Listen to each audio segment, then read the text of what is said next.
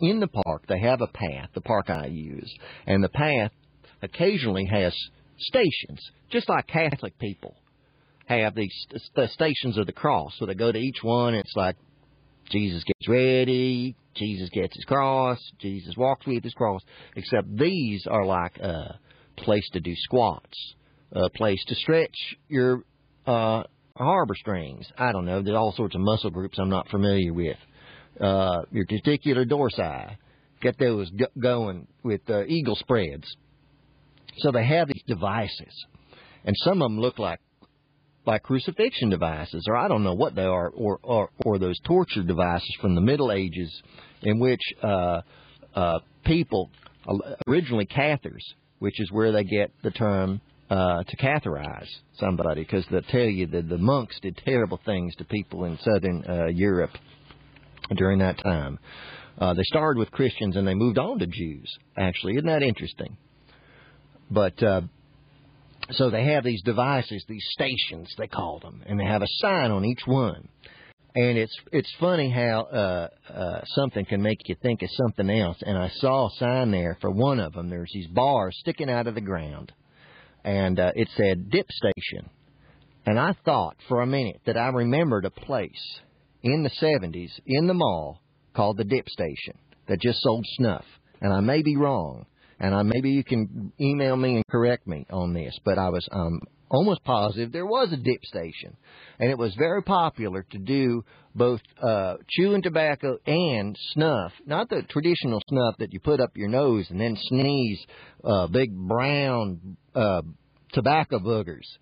What a horrible habit that is. Thank God smoking came along. Could you imagine being at a dinner party back in the day, hundreds of years ago, and the marquis to something was putting all that brown powder up his nose.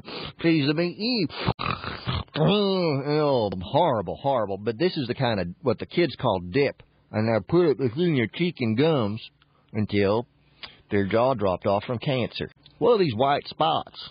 That's not part of it, is it? And then a lot of people lost their lips and jaws, including Sigmund Freud, but not at that time. That was 100 years earlier problem. That was from cigars. So it's not just the dip station. But that reminded me that I had one of those places, the tobacco barn or dip station.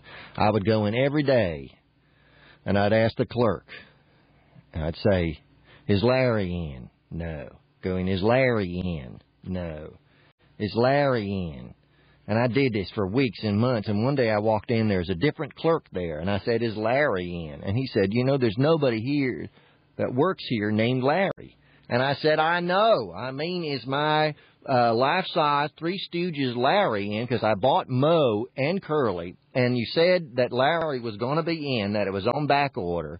Why that one of them would be more popular and sell out than the others, I do not know why. But there was no Larry. And then I just got Moe and Curly, but I wouldn't have bought them if I thought there wasn't going to be a Larry. And I say life-size, but they were not. They might have been. The Stooges were short. They might have been life-size, but they were about 2.5 feet tall. They're beautiful statues, and they are, as far as I'm concerned, art. And but Larry does look like Art Garfunkel a little in the version I have. But I thought if that were life-size, that'd be scary. Wouldn't the Three Stooges be scary if they were tiny?